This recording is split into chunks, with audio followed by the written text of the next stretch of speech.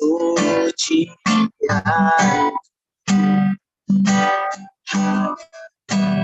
kuatan hadiratmu sanggup menjaga hatiku.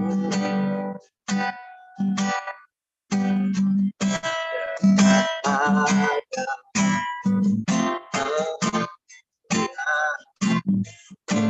sentuh hatiku, lihat kemuliaan yang kau sediakan bagiku.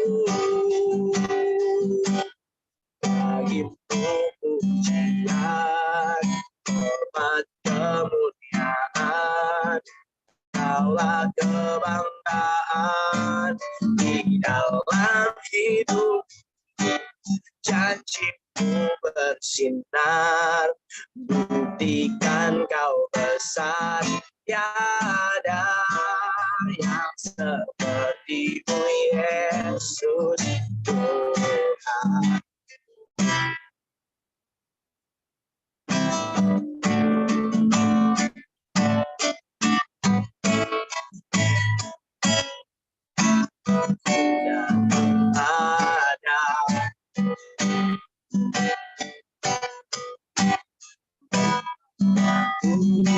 Pujianku hanya kekuatan hadiratmu sanggup menjaga hatiku.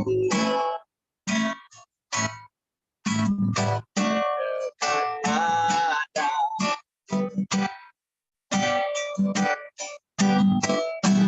sentuh hatimu,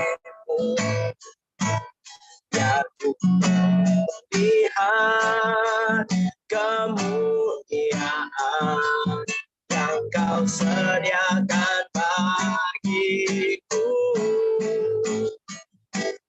Bagimu pujian, hormat, kemuliaan, kaulah kebanggaan di dalam hidupku. Janjimu bersinar, buktikan kau besar, tiada yang seperti-Mu Yesus Tuhanku. Oh, bagimu pujian, hormat, kemuliaan, kaulah kebanggaan di dalam hidupku. Janjimu bersinar, buktikan kau besar, tiada yang seperti-Mu Yesus Tuhanku. Tiada yang seperti-Mu Yesus Tuhanku. Tiada yang seperti-Mu Yesus Tuhanku.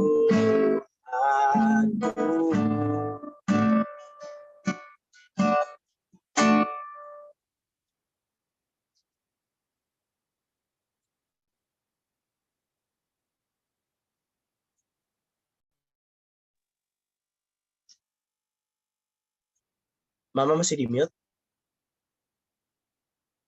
Minta Ibu Shana berdoa untuk persekutuan ini dan untuk firman Tuhan. Apakah bisa?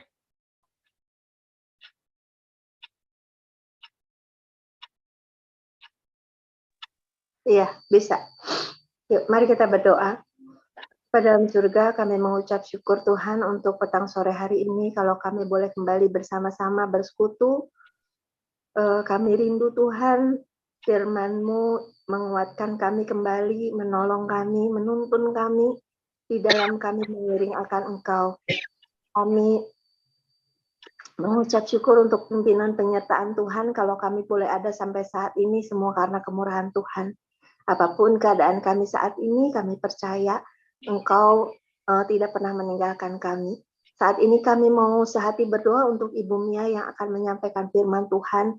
Mari Tuhan, Engkau yang menolong Ibu Mia, biarlah kuasa Allah, Roh Kudus yang menolong Ibu Mia dapat menyampaikan segala sesuatu yang menjadi isi hati Tuhan yang ingin Kau sampaikan kepada kami pada petang malam hari ini.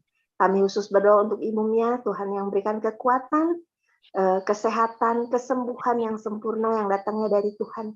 Kami percaya kuasa Allah bekerja turun atas kehidupan Ibu Mia, sehingga Ibu Mia dapat menyampaikan firman Tuhan pada petang malam hari ini sesuai dengan rencana-Mu saja. Terima kasih Bapak, kami juga menyerahkan setiap hati kami ke dalam tangan-Mu. Biarlah setiap hati kami boleh menjadi tanah yang subur untuk boleh menerima setiap firman-Mu dan mampukan kami untuk dapat melakukan firman-Mu itu dalam kehidupan kami sehari-hari. Terima kasih Bapak, kami siap dan menyerahkan persekutuan ini dari awal pertengahan sampai akhirnya ke dalam tangan-Mu. Hanya di dalam kuasa nama Tuhan Yesus kami berdoa. Haleluya. Amin. Amin. Terima kasih untuk kehadirannya. Shalom. Begini, saya tuh beberapa akhir-akhir ini itu ya, saya melihat ada beberapa anak Tuhan yang meninggalkan imannya kepada Tuhan Yesus ya. Ada yang sudah membuat podcast, temanya tentang kebesaran Tuhan. Terus dalam podcastnya itu anak-anak Tuhan yang diajak bicara itu ya, anak-anak Tuhan yang diundang itu bersaksi tentang bagaimana Tuhan menolong, Tuhan membuatnya berhasil, Tuhan menyembuhkan dia gitu ya. Tetapi konten tentang kebesaran Tuhan itu tidak membuat imannya bertambah. Malah setelah dia banyak sekali mendapat like gitu dan subscribe ya. Jadi dia itu nggak tahu kenapa beralih kepada berbicara dengan beberapa hal ya. Jadi bukan hanya isinya bersaksi tentang kebaikan Tuhan Yesus atau kuasa Tuhan Yesus, tetapi juga isinya beralih kepada pembicaraan-pembicaraan yang lain gitu ya. Sehingga anak Tuhan itu jadi beralih, saudara. Nah, beralih, imannya jadi berbalik. Imannya jadi meninggalkan Tuhan Yesus. Saya nggak tahu kenapa bisa terjadi seperti itu ya. Harusnya kalau misalnya dia sudah menerima semakin banyak kesaksian, harusnya kan dia tidak meninggalkan Tuhan Yesus gitu ya. Semakin banyak dia mengetahui atau banyak orang yang ditolong Tuhan Yesus, banyak orang yang disembuhkan, banyak orang yang mendapat kemenangan, harusnya dia tidak meninggalkan imannya kepada Tuhan Yesus, tapi ini malah sebaliknya. Nah, sebagai anak Tuhan, kita beriman hanya kepada firman Tuhan yang ditulis atau tertulis di Alkitab ya, bahwa tidak ada ilah lain yang dapat mengizinkan kita masuk surga kecuali melalui Tuhan Yesus. Dan kita untuk mendapat izin untuk masuk surga itu semata-mata hanya karena kasih karunia Tuhan, bukan usaha kita. Sekali lagi, bukan usaha kita. Bukan amal ibadah kita, tetapi hanya karena kasih karunia dan anugerah Tuhan ya. Kita boleh menerima surga.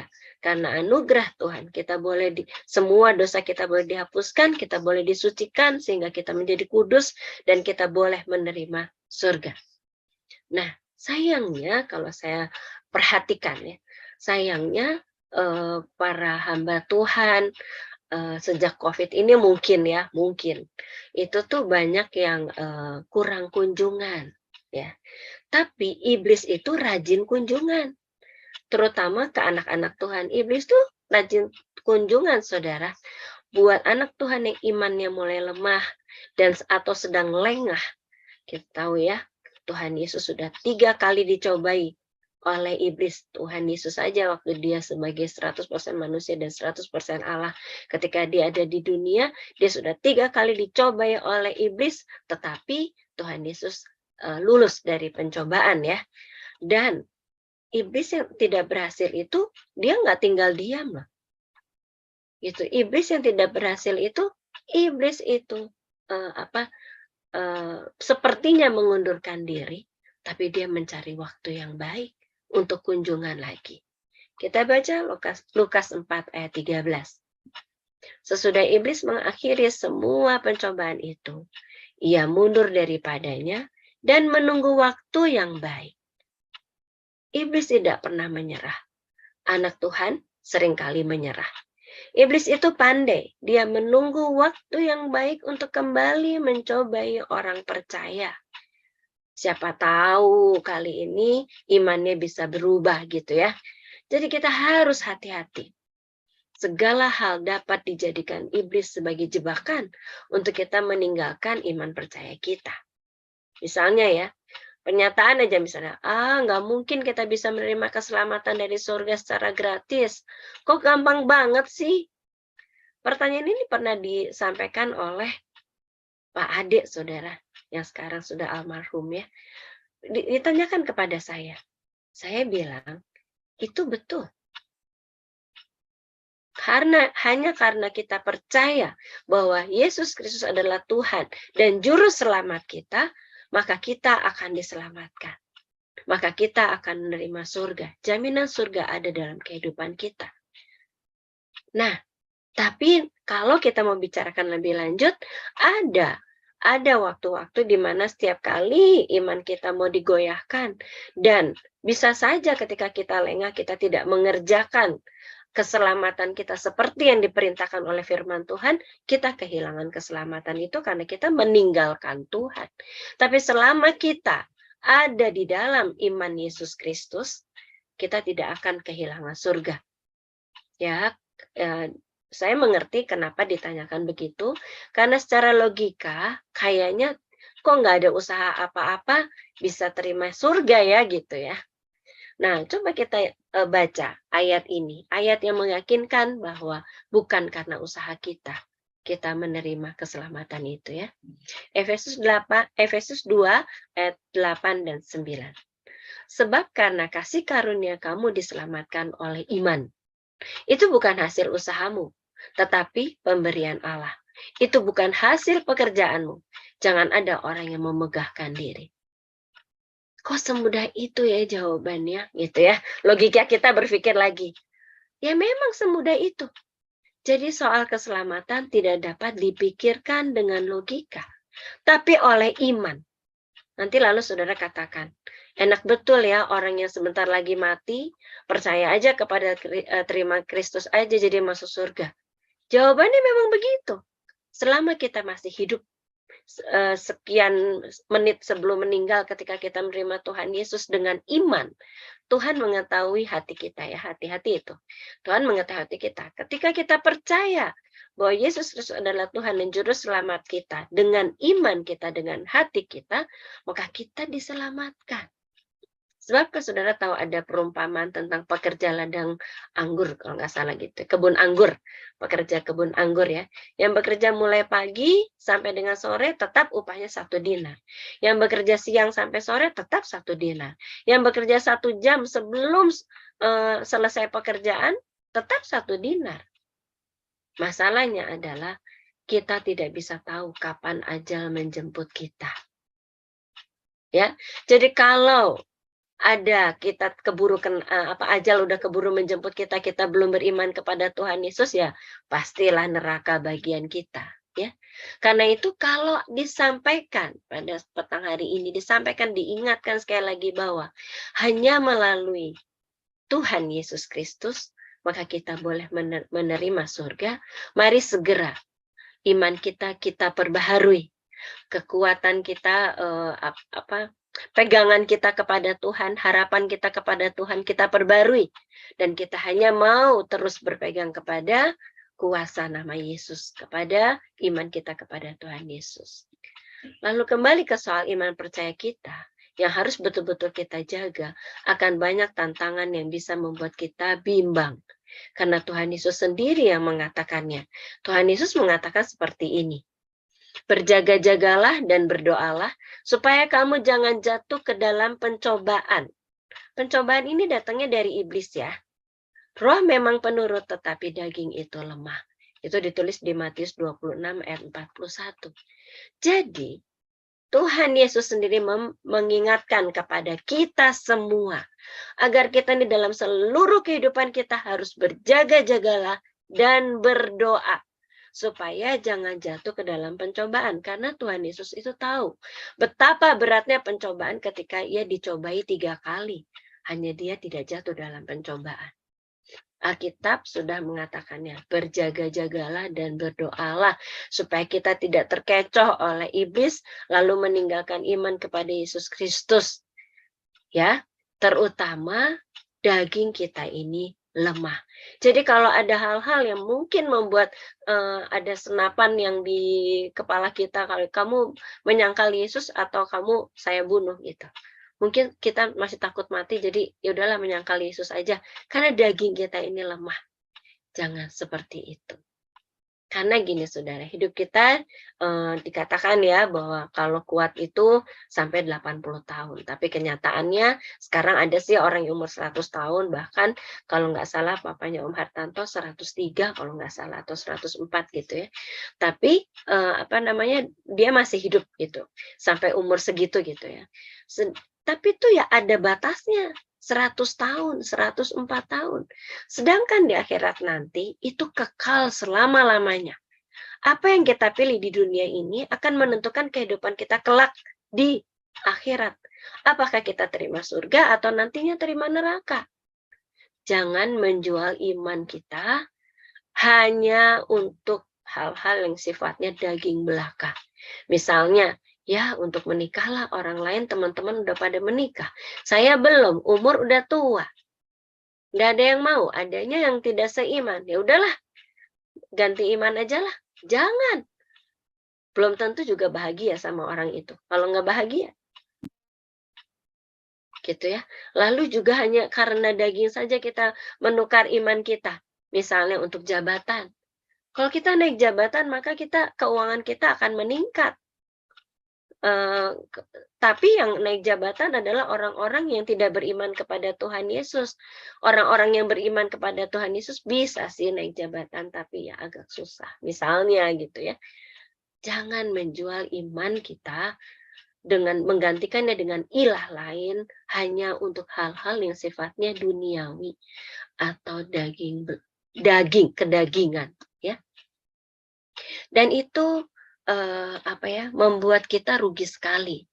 Saya merasa mungkin orang-orang yang terkenal itu mungkin ya terkenal karena podcastnya, ingin makin terkenal lagi. Hati-hati ya.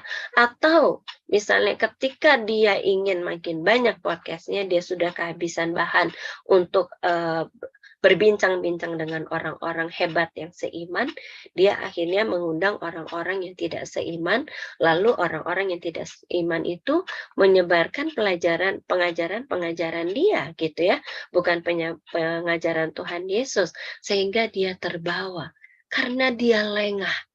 Imannya lengah, dia tidak menjaga imannya ketika dia berbicara kepada orang yang tidak seiman. Hati-hati. Pergaulan yang salah itu merusakkan. Ya. Kemudian Rasul Paulus itu mengatakan atau menasehati Timotius yang pada waktu itu usianya masih muda dengan satu nasihat yang sangat baik ya. Kita harus hati-hati saudara, mungkin di negara kita mayoritas memang bukan orang-orang yang beriman kepada Tuhan Yesus. Tetapi belum tentu yang mayoritas itu betul ya saudara ya. Karena kita ingat bangsa Israel Utara itu ada mayoritas 10 suku di Israel Utara. Mereka semua sekarang mana? Lenyap. 2 suku di Israel Selatan ada sampai sekarang. Tapi Tuhan tambahkan dengan beberapa orang dari suku-suku yang lain yang kembali ke Yerusalem pada waktu itu. Nah, apa sih nasihat Rasul Paulus kepada Timotius ya? Kita mau baca dari 1 Timotius 4 ayat 13 sampai 16. Sementara itu, sampai aku datang, bertekunlah dalam membaca kitab-kitab suci, dalam membangun dan dalam mengajar. Jangan lalai dalam mempergunakan karunia yang ada padamu, yang telah diberikan kepadamu oleh nubuat dan dengan penumpangan tangan sidang penatua. Perhatikanlah semuanya itu. Hiduplah di dalamnya supaya kemajuanmu nyata kepada semua orang. Awasilah dirimu sendiri dan awasilah ajaranmu. Bertekunlah dalam semuanya itu. Karena dengan berbuat demikian, engkau akan menyelamatkan dirimu dan semua orang yang mendengar engkau. Saudara lihat ya, ini pesan Rasul Paulus kepada Timotius sebagai orang yang masih lebih junior ya, kerohaniannya itu lebih junior, ke pengenalan akan Kristusnya lebih junior gitu ya. Karena itu Paulus menginginkan untuk Timotius itu tekun membaca kitab suci. Timotius tekun mengajarkan kitab suci. Dengan dia mengajarkan, dia mengingat kembali ajaran-ajaran ya, ajaran-ajaran yang sudah Rasul Paulus ajarkan, ajaran-ajaran Tuhan Yesus gitu ya. Lalu Timotius juga harus terus melayani dengan menggunakan karunia-Nya. Timotius mendapatkan karunia-karunia. Dia harus melayani Tuhan. Dengan melayani Tuhan, maka imannya selalu dibangun. Karena dia akan melihat adanya banyak orang yang ditolong oleh Timotius. Dia akan melihat banyak orang yang boleh beriman kepada Tuhan Yesus ya. Jadi Timotius itu harus memperhatikan semua perkembangan rohaninya. Demikian juga kita. Kita juga harus menjalankan apa yang menjadi nasihat Rasul Paulus. Mengawasi terutama kerohanian diri kita sendiri. Agar kita tetap di jalur keselamatan. Dan nantinya akan menerima surga. Dan juga agar keselamatan dapat kita sebarkan kepada banyak orang. Jangan mentang-mentang diberi karunia-karunia roh, lalu tidak lagi bertekun pada ajaran-ajaran Tuhan Yesus ya, pada firman Tuhan ya. Sudah merasa tahu, sudah merasa aman-aman aja. Ternyata iblis tahu bahwa kita ini sedang lengah. Dicobailah kita untuk kelemahan kita. Misalnya, gempa di Cianjur aja yang paling dekat ya. Kemarin ketika ada gempa di Cianjur, mungkin ada saudara kita, ada keponakan kita, atau ada orang tua kita yang meninggal. Sehingga kita merasa, aduh kita kehilangan dia. Kok Tuhan nggak luputkan ya? Apa betul kuasa Tuhan itu masih ada? Nah, hal-hal seperti ini. Hal-hal seperti ini biasanya dipikirkan oleh orang-orang yang tidak mengerti betul firman Tuhan. Kita tahu ya sebagai anak-anak Tuhan bahwa Tuhan selalu memberikan yang terbaik dalam kehidupan kita.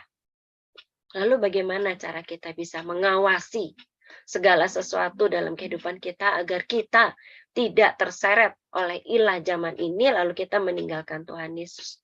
Caranya adalah dengan banyak berdoa setelah kita melayani. Sebelum melayani kita udah biasa berdoa ya. Pelayan Tuhan juga biasa berdoa. Tapi setelah melayani pelayan Tuhan juga dibiasakan untuk berdoa. Aneh ya, biasanya kalau pengutusan ke daerah orang untuk menginjili juga didoakan sebelum melangkah ya. Tapi ini kenapa? Kok harus berdoa juga setelah melangkah, setelah melayani? Mari kita baca Lukas 5 ayat 12-16. Pada suatu kali Yesus berada dalam sebuah kota. Di situ ada seorang yang penuh kusta. Ketika ia melihat Yesus, tersungkurlah ia dan memohon, Tuhan, jika Tuhan mau, Tuhan dapat mentahirkan aku. Lalu Yesus mengulurkan tangannya, menjamah orang itu dan berkata, aku mau, jadilah engkau tahir. Seketika itu juga lenyaplah penyakit kustanya. Yesus melarang orang itu memberitahukannya kepada siapapun juga dan berkata, pergilah, perlihatkanlah dirimu kepada imam dan persembahkanlah untuk pentahiranmu persembahan seperti yang diperintahkan Musa sebagai bukti bagi mereka. Tetapi kabar tentang Yesus makin jauh tersiar. Dan datanglah orang banyak berbondong-bondong kepadanya untuk mendengarkan dia dan untuk disembuhkan dari penyakit mereka.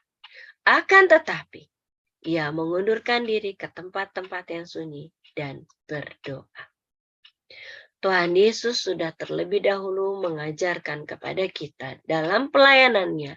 Yesus sebagai manusia, ia seringkali mengundurkan diri untuk berdoa.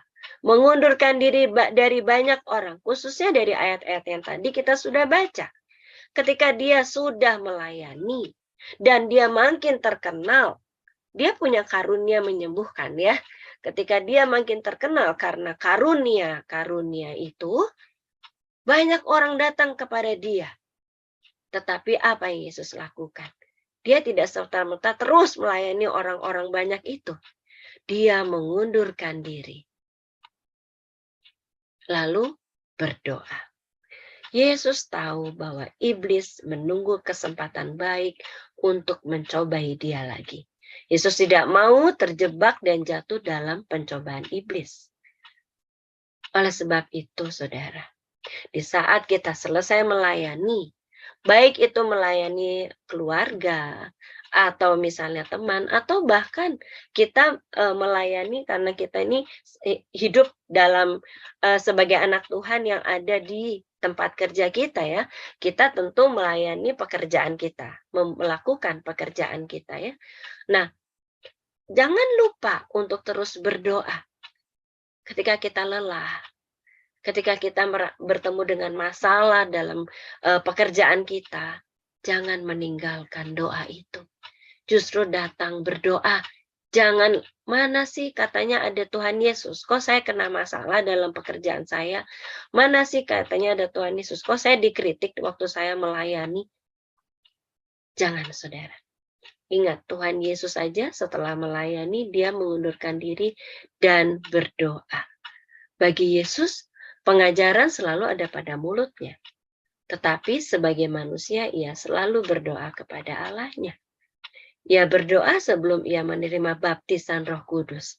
Kalau kita baca di kitab Lukas, sebelum ada suara dari surga yang menyatakan inilah anakku yang kukasih itu ya. Kalau Lukas menulis Tuhan Yesus sedang berdoa. Dan ketika dia berdoa, maka ada suara itu dan Roh Kudus turun atas dia.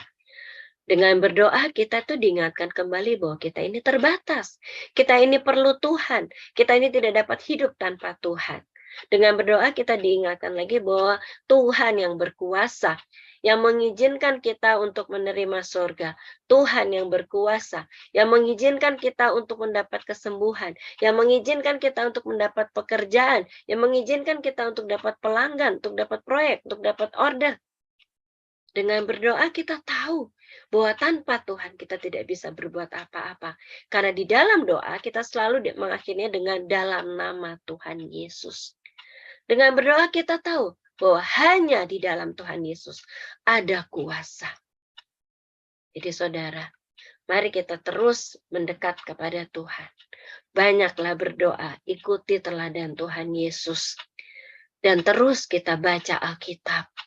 Terus kita berdoa dan bertanya kepada Tuhan, mendengarkan firman Tuhan, supaya iman kita makin bertambah-tambah. Dan kita tetap bisa menjaga iman kita kepada Tuhan Yesus. Amin. Kita mau berdoa. Tuhan Bapa di surga, terima kasih untuk firman-Mu, ajari kami Tuhan. Untuk kami terus berpegang hanya kepada firman-Mu saja. Roh Kudus tolong kami. Buat hati kami penuh dengan Roh Kudus senantiasa Tuhan. Supaya kami tahu mana yang benar, mana yang salah. Supaya kami bisa membedakan ajaran yang benar dan ajaran yang salah. Kami ingin terus beriman kepadamu di dalam nama Tuhan Yesus. Kami ingin terus beriman dan kami beriman bahwa Yesus Kristus adalah Tuhan dan juru selamat kami satu-satunya. Hanya melalui Tuhan Yesus saja maka kami bisa menerima surga. Tolong Roh Kudus, tolong kami untuk kami bisa berpegang erat pada iman percaya kami. Terima kasih Tuhan Yesus. Di dalam nama Tuhan Yesus kami sudah berdoa. Amin.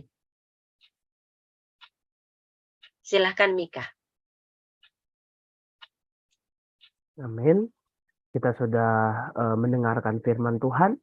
Kita sekarang akan menaikkan pujian kita yang mengatakan tentang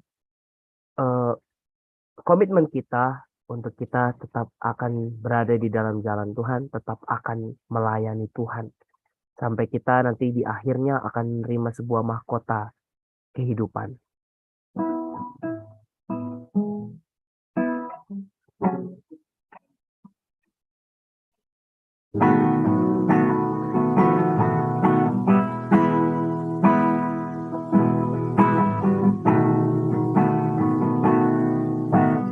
Takkan pernah ku sesali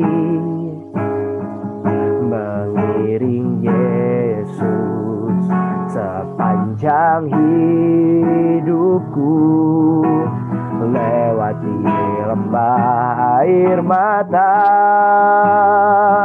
ku saksikan kemuliaan-Mu dinyatakan.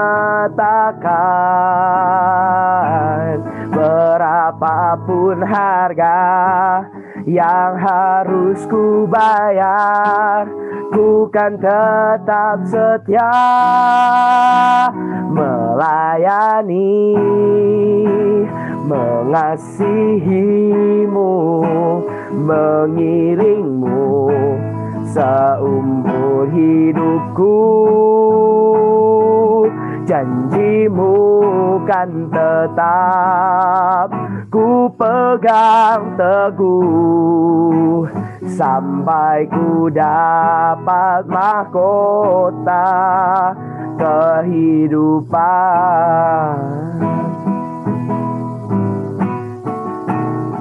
Takkan pernah kami sesali, takkan pernah ku sesali mengiring Yesus sepanjang hidupku, lewati lembah air mata, ku saksikan kemuliaan-Mu dinyatakan. Berapapun harga yang harus ku bayar, ku kan tetap setia melayani, mengasihi-Mu, mengiring-Mu seumur hidupku. Janji-Mu kan tetap ku pegang teguh sampai ku dapat mahkota melayani, mengasihi-Mu, mengiring-Mu seumur hidupku. Janji-Mu kan tetap ku pegang teguh sampai ku dapat mahkota melayani, mengasihi-Mu, mengiring-Mu seumur hidupku. Janji-Mu kan tetap ku pegang teguh sampai ku dapat mahkota kehidupan.